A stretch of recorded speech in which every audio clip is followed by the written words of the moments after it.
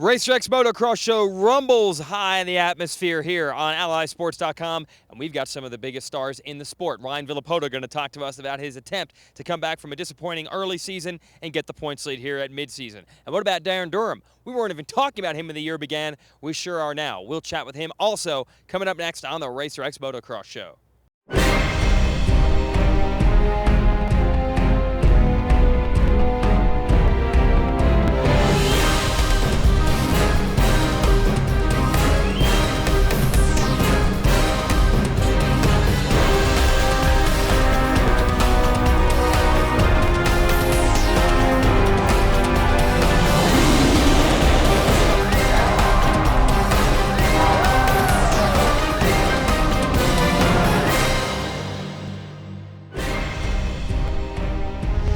Welcome to your Racer X Motocross Show on AllySports.com. Round 5, the Lucas Oil May Pro Motocross Championship, the Toyota Thunder Valley National in Lakewood, Colorado, just a few minutes west of Denver. Jason Wygant and Colorado's own Paul Lindsay here to give you the breakdown. And this track, this facility, this state, this atmosphere has been treacherous to these riders in the past. We were just chatting, Paul.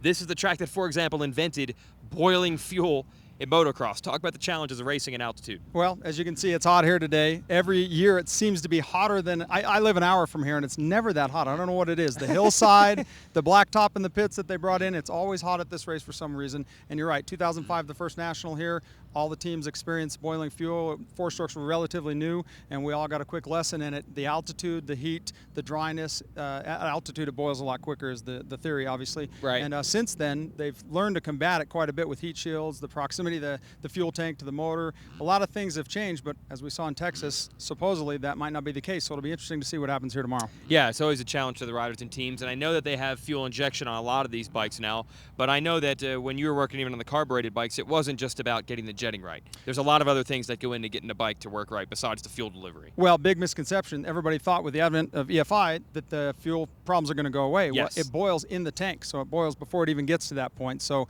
still an issue. Fuel cooling propositions, they have all kinds of good stuff going on, and they're getting tricky just like they do with everything on those factory bikes. All right, so that's a couple things to watch for this weekend, and that is, of course, just the equipment and the altitude. What about the riders? Well, we had a chance to talk to Ryan Villopoto, who's trying to grab that points lead from Chad Reed. Let's get an update from RV2. Just little problems here and there, okay. But yeah, the first motos have been going good. Well, the last two first motos, and just missing out just on the second motos a little bit. So, you know, there's still like a lot of racing left. We're doing everything we can during the week to change that second motos. There's some weekends off coming up, so that'll make it, you know, a little bit easier to get back, you know, back on top of the ball and get things, you know, where they need to be. If they're not where they need to be after this weekend, we'll see. But I feel good coming into here. Did a lot of stuff this week, and you know, we'll just have to see how it goes. Well, Ryan Villopoto still putting in the work. Not just satisfied getting the moto win at High Point in the overall and then another moto win at Budds Creek. He says there's more to do, but it has to be, because you never know. Once you think you have Chad Reed beaten, the guy comes back. And I'm going to ask you, you were a team manager. How many times did you have a rider come in from Moto 1 struggling, not where he wants to be? You want to come up with a magic solution, a potion, a pill to fix him. It doesn't work. If only there were one, right? Yeah. I mean, this is why motocross is so great, because when that happens, it's usually over. If the rider's not feeling the track, not feeling his bike setup, does crappy in the first moto, that's a tough hole to crawl out of, but that's why Chad Reed is one of the greatest champions our sport has ever seen. I don't care what anybody says. That guy is an absolute legend of this sport, and what he's doing this year is proving it, obviously. Yeah, and I had someone tweet the other day, hey, I'm going to start a drinking game in the TV show every time you bring up that Reed was going to retire 6 months ago, but we cannot overstate it. It's very easy now for us to say, hey, of course he's Chad Reed. He's an awesome rider. Of course he's leading this series.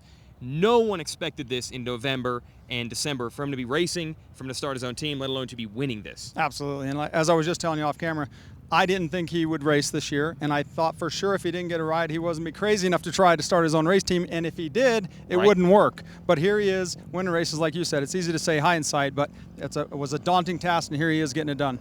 Now, the great gift that we have been given by Reed coming on here and being competitive is great racing. The question had been, How would Ryan Dungey and Ryan Villapoto do if they ever collided with Chad Reed and James Stewart? Well, in Supercross, we actually got to see them battle, and it was great.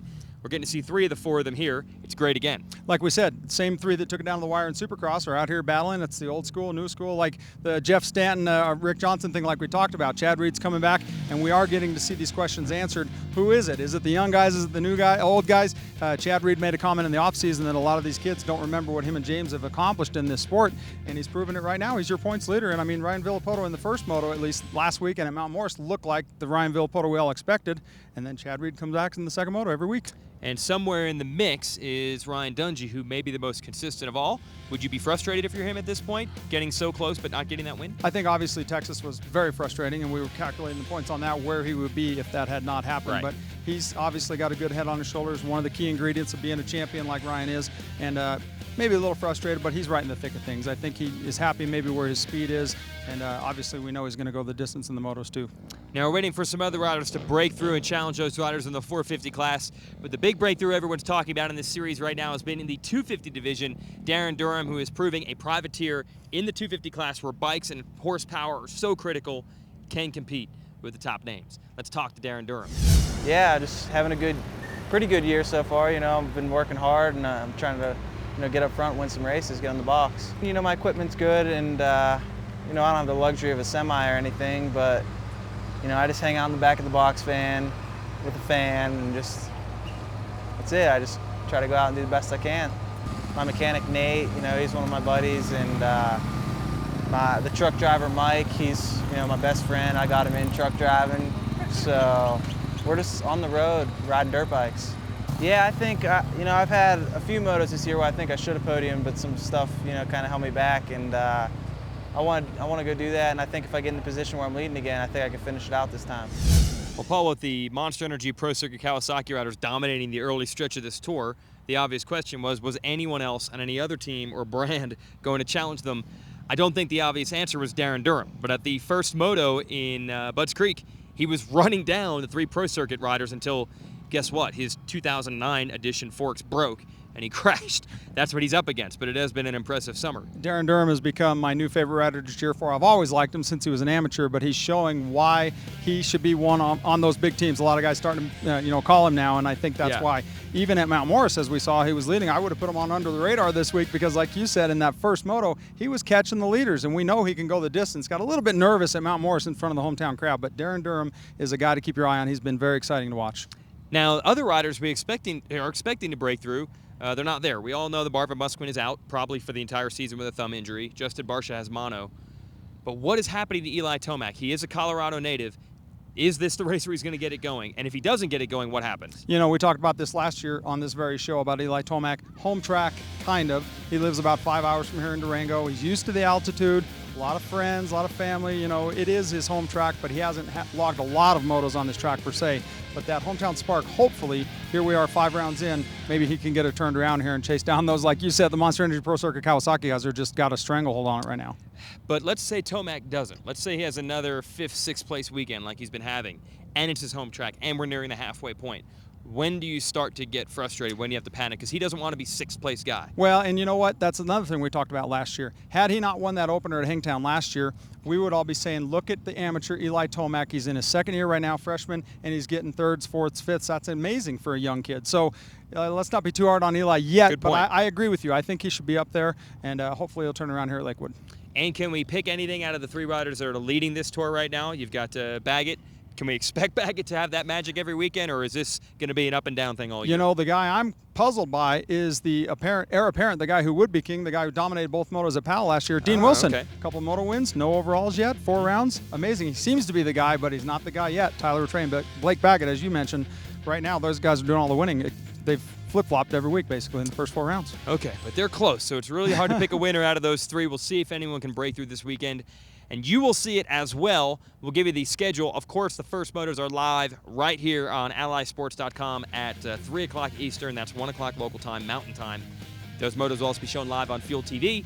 And Speed will have tonight's coverage, Saturday Night Motocross, local time, Mountain Time, 10 and 11. So back-to-back, 450 show, 250 show. Catch it on Speed, all the coverage on race day. As for other riders to watch, we barely have even mentioned other riders outside the top 3 of that 450 class. Had an interesting conversation with Tony Alessi, who's saying, with the way salaries are on this sport right now and the way bonuses are, if you're not getting top 3, you are not making a profit. To pay for the practice track, to pay for the practice mechanic, the motorhome, all the things you have to compete. 4th, 5th place, not getting it done. Well, I think that might be a bit of a stretch for Tony to say that, but we all He do never know stretches exactly. things. All right, Tony. So we've seen Tim Ferry and guys like that have offers to ride for maybe 100, 150 grand, and he's right. It's not enough to do it at the level that you need with the trainer, with the agent, with the practice track, the practice bike mechanic, all that stuff. It's a reinvestment in your program, so it does take a lot of money. I don't know that I believe that our sport is hurting that bad that these guys getting 4th, 5th, 6th, and the 450 class aren't making a good living. Well, maybe they just get on the podium and they'll solve that problem. That's right. altogether. And Mike is certainly on his way to getting there. Let's welcome him back to that 450 class. Absolutely. So we're looking for maybe a breakthrough there, someone to get in with that top 3. You'll see it on allysports.com, Fuel TV, and Speed. For Paul Lindsay, I'm Jason Wygant. Thanks for joining us from Thunder Valley, the Toyota National at Lakewood, Round 5 of the Lucas Oil May Pro Motocross Championship. Catch you tomorrow.